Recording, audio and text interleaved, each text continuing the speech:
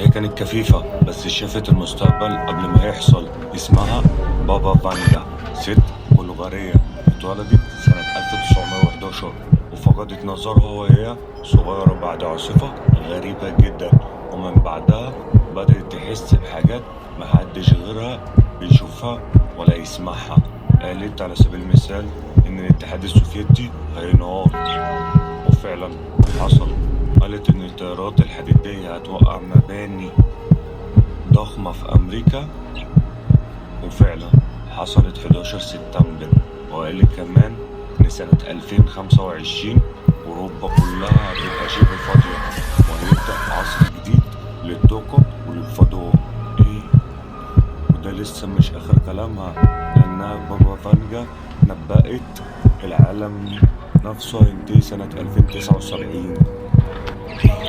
وده كان اللغز الأخير. ما تنساش تسيب رأيك ورأيك في الكومنتات. ما تنساش تستنى الفيديو اللي جاي، لأن اللي جاي أغرب بكتير.